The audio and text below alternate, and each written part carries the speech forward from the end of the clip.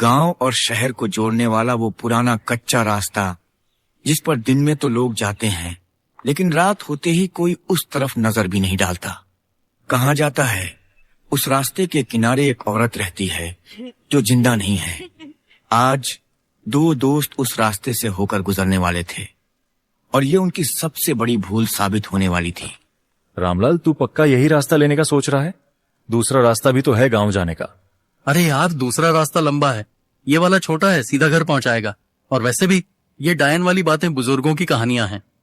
बात तो तू सही कह रहा है, लेकिन ये भी सच है कि पिछले साल महेशवा का भतीजा इसी रास्ते से गया था और फिर कभी लौट के नहीं आया। अरे छोड़ना, वो कहीं भाग गया होगा। ऐसे ही लोग उसे डायन का शिकार बता देते हैं। चल जल्दी, रात और गहरी हो रही है। दोनों आगे बढ़ते हैं। वो रास्ता सिर्फ पेड़ों और झाड़ियों से नहीं घिरा था। वहां एक अजीब सी नमी थी और सन्नाटा जो कानों में चुभ रहा था। रामलाल, सुना तूने जैसे किसी ने पत्तों पर पैर रखा हो? अरे हवा होगी, तेरा डर बेकार है। अचानक दूर से एक धीमी सी औरत की हंसी सुनाई देती है। ये हवा नहीं थी। किसी औरत की हंसी थी क्या? दोनों ठहर कर इधर उधर देखते हैं, लेकिन सिर्फ धुंध है। चल जल्दी निकलते हैं। दोनों तेजी से कदम बढ़ाते हैं, लेकिन हंसी पास आती है। अब उसके साथ चूड़ियों की खनक भी सुनाई देती है। हरी, हमारे पीछे कोई है। मत मुड़, बस चलते रहे। हवा अचानक और ठंडी हो जाती है, जैसे किसी ने सांस फूंकी हो। पीछे से कदमों की आवाज आती है। अब मुझे भी डर लग रहा है। पेड़ों के बीच से एक औरत का धुंधला साया दिखता है। लंबे खुले बाल, सफेद साड़ी, चेहरा धुंध से ढका हुआ। ये वही है। साया पास आता है। उसकी गर्दन हल्की हल्की हिलती है। उसकी हंसी धीरे धीरे तेज चीख में बदल रही है। भाग हरी भाग। दोनों बेतहाशा भागते हैं। रास्ता जैसे खत्म ही नहीं हो रहा। पीछे से कदम, हंसी और चूड़ियों की आवाज पीछा कर रही है। कभी कभी डर सिर्फ देखा नहीं जाता, वो आपका पीछा भी करता है। आखिरकार दोनों गांव के किनारे पहुंचते हैं। मैंने उसकी आंखें देखी थी, लाल थी, बिल्कुल लाल। मुझे मत याद दिला, चल किसी को बताते हैं।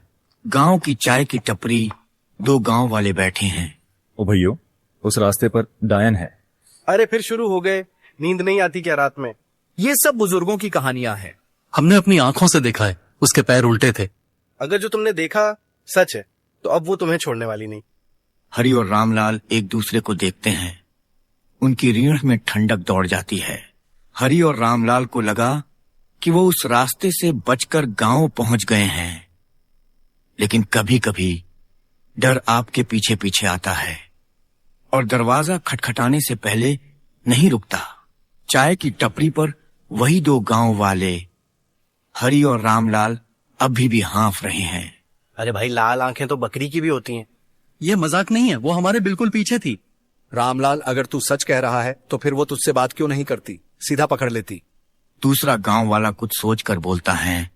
वो कभी सीधा हमला नहीं करती, पहले खेलती है, डराते आती है, और जब इंसान डर के काबू में आ जाता है तब ले जाती है। हरि और रामलाल एक दूसरे को देखते हैं, चेहरे पर चिंता। गांव की गलियों में दोनों घर की तरफ चल रहे हैं। रामलाल, मुझे लगता है आज मैं अपने घर नहीं सो पाऊंगा। हाँ, नींद तो मुझे भी नहीं आएगी। दूर से अचानक चूड़ियों की हल्की आवाज सुनाई देती है। तूने सुना? हाँ, पर यह कैसे हो सकता है? हम तो गांव के बीच में हैं। दूर अंधेरे में गलियों के मोड़ पर एक सफेद सा साया कुछ पल के लिए दिखता है और फिर गायब हो जाता है। दोनों तेजी से चलते हैं, लेकिन कदमों की आवाज उनके पीछे भी सुनाई देती है। हरी, अब ये मजाक नहीं है, ये सच में हमारा पीछा कर रही है। चल मेरे घर चलते हैं, दोनों साथ रहेंगे तो डर कम होगा। दोनों हरि के घर की तरफ दौड़ते हैं। हरि का घर, मिट्टी की दीवारें, पुराना लकड़ी का दरवाजा। वे अंदर जाते हैं, दरवाजा बंद करते हैं और सांसें संभालते हैं। तूने दरवाजा ठीक से बंद किया? हाँ, कड़ी से लगा दिया है। अचानक खिड़की के बाहर से वही हंसी सुनाई देती है। वो बाहर है। दोनों धीरे धीरे खिड़की की तरफ बढ़ते हैं। बाहर घुप अंधेरा है, लेकिन धुंध में एक चेहरा धीरे धीरे पास आता है। लाल आंखें, मुस्कुराता हुआ, लेकिन होंठ सील दिए गए जैसे। भगवान, ये क्या है? चेहरा अचानक गायब हो जाता है और पीछे से दरवाजे पर 3 तेज चोटें पड़ती हैं। ये दरवाजा तोड़ देगी। रुको, शांत रहो, शायद ये सिर्फ हमें डराने के लिए कर रही है। कुछ सेकंड खामोशी, फिर ऊपर छत से चलने की आवाज, जैसे कोई भारी चीज धीरे धीरे घूम रही हो। ये तो छत पर है। गांव में कोई छत पर चढ़ भी कैसे सकता है? यहाँ तो सीढ़ी भी नहीं है। अचानक मिट्टी की छत पर से उंगलियों के खुरचने की आवाज आती है। कुछ आवाजें इंसान के शरीर में इतनी ठंडक भर देती हैं कि सांस लेना भी भारी लगने लगता है। रामलाल कांपते हुए चारपाई के पास बैठ जाता है। हरी, हम गांव वालों से मदद क्यों नहीं मांग लेते? रात को कोई दरवाजा नरवाजा नहीं खोलेगा, और अगर खोल भी दिया तो शायद वो किसी और को भी अपना शिकार बना ले। अचानक खिड़की अपने आप खुल जाती है और धुंध का एक गुब्बार कमरे में भर जाता है। दरवाजा पकड़, जल्दी। हरी खिड़की बंद करता है, लेकिन उसे महसूस होता है जैसे किसी ने अंदर से उसके हाथ पकड़ लिए हों, बर्फ जैसी ठंडी पकड़। छोड़ो मुझे। पकड़ अचानक छूट जाती है और सब फिर से खामोश हो जाता है। ये खेल रही है हमसे। और अगला कदम शायद आखिरी होगा। दोनों डर से एक कोने में बैठ जाते हैं, आंखें दरवाजे और खिड़की पर टिकी हुई। बाहर हवा के साथ हल्की हंसी गूंज रही है। रात किसी तरह कट गई, लेकिन हरी और रामलाल की आंखों से नींद कोसों दूर थी। सुबह का उजाला आने के बाद भी उनके दिल में रात का अंधेरा बाकी था। हरी और रामलाल चाय की टपरी पर बैठे हैं। दोनों थके और डरे हुए लगते हैं। रामलाल, मैं सच कह रहा हूं, अगर ये और एक रात चली ना तो हम दोनों पागल हो जाएंगे। हाँ, लेकिन हमें समझ नहीं आ रहा कि ये हमारे पीछे क्यों पड़ी है।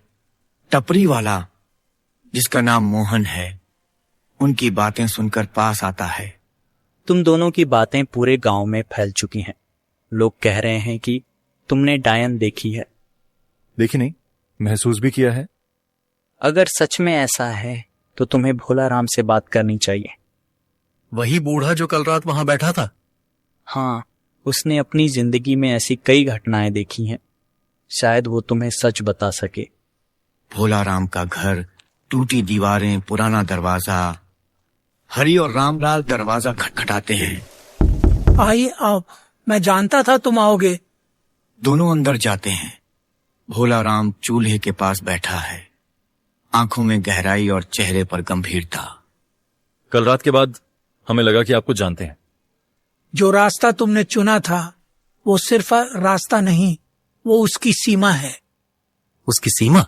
हाँ, सीमा पार करने वाला कोई भी आदमी अगर डर गया तो वो उसके लिए खेल बन जाता है। लेकिन वो कौन है? भोला राम कुछ पल खामोश रहता है, फिर धीमी आवाज में बताना शुरू करता है। बहुत साल पहले इस गांव में एक औरत रहती थी, कमला। कमला के पति की मौत खेत में काम करते समय हुई थी और गांव वालों ने बिना सबूत के उस पर आरोप लगा दिया कि उसने ही काला जादू किया है। गांव वालों ने क्या किया? उसे पेड़ से बांधकर जिंदा जला दिया। मरने से पहले उसने कहा था, तुम सबको मेरी चीखें याद रहेंगी और तुम्हारे बच्चों को लेने। हरी और रामलाल सहम जाते हैं। उसके बाद हर कुछ साल में कोई न कोई उस रास्ते पर गायब हो जाता है और जो बचकर आ जाते हैं उनके पीछे वो तब तक आती है जब तक क्या?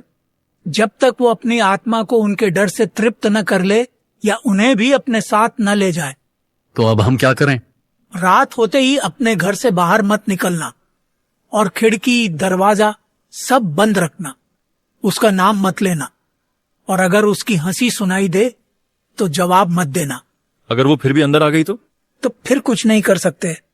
रात को हरी का घर। हरी और रामलाल चारपाई पर बैठे हैं। दीवार के सहारे, दरवाजा बंद है। मुझे नींद नहीं आ रही। मुझे भी। बस खामोश रहे और जो भोला राम ने कहा है वही करना। अचानक बाहर से कदमों की आवाज आती है। हरी सुन, ये वही है। धीरे धीरे चूड़ियों की खनक सुनाई देने लगती है और साथ में वो हंसी। चुप, कुछ मत बोल। लेकिन अचानक दरवाजे पर 3 जोरदार चोटें। ये तोड़ देगी दरवाजा। दोनों डर से एक दूसरे को देखते हैं और बाहर से एक धीमी आवाज आती है, रामलाल, दरवाजा खोलो, मैं तुम्हारी माँ हूँ। ये मेरी माँ की आवाज है, लेकिन मेरी माँ तो। ये उसकी चाल है, मत खोलना। अचानक खिड़की के पास सफेद साड़ी का एक हिस्सा लहराता है और लाल आंखें अंदर झांकती हैं। कभी कभी डर खटखटाता नहीं, सीधे अंदर घुस आता है। अगली सुबह गांव में सब शांत था। भोला राम हरि के घर की ओर जा रहा था। हरि के घर जाके वो बाहर से आवाज लगाता है, हरे रामलाल, घर में हो क्या? घर में से कोई आवाज नहीं आती। भोला राम घबरा कर घर के अंदर जाता है। जैसे ही वो अंदर जाता है तो वो चौंक जाता है। वहां पर रामलाल और हरि की लाश पड़ी थी। रामलाल और हरि तो ऐसे लोग जो गांव की आखिरी उम्मीद थे, वो अब इस दुनिया में नहीं रहे। उनकी मौत ने पूरे गांव को और गहरे अंधेरे में धकेल दिया। उस रात के बाद से हर गली, हर घर और हर इंसान पर मौत का साया मंडराने लगा। रामलाल और हरि की चिताएं एक साथ जलाई गईं। लपटें ऊंची उठ रही थीं और राख आसमान की ओर उड़ रही थीं। गांव के लोग चुपचाप खड़े थे। किसी की हिम्मत नहीं कि ज्यादा रो सके। औरतें चुपचाप आंचल से आंखें पोंछ रही थीं। बच्चे माओं की गोद में सहमे बैठे थे। बूढ़े लोग सिर झुकाए खड़े थे, जैसे मौत की आहट उनकी हड्डियों तक पहुंच गई हो। अगर हरि और रामलाल भी हार गए तो अब हम सबकी बारी है। शायद अब भगवान ही हमारी मदद कर सकते हैं। लेकिन भगवान भी उस गांव से जैसे मुंह मोड़ चुके थे। श्मशान से लौटकर हर कोई अपने अपने घरों में बंद हो गया। गांव की गलियां वीरान थीं। बस हवा के झोंके और दरवाजों के चरमराने की आवाजें आ रही थीं। लकड़ी के दरवाजे हिलते हैं, लोहे की कुंडी खटकती है। कहीं दूर से कुत्ते लगातार रो रहे हैं। खिड़कियों के पीछे से झांकते चेहरे, आंखों में डर साफ झलक रहा था। किसी की हिम्मत नहीं थी बाहर निकलने की। लाल धुंध और गाढ़ी हो गई थी। वो हर गली, हर घर में घुस रही थी। बच्चे खांसते, औरतें मंत्र पढ़ती, मर्द दीवारों से सट कर खड़े हो जाते।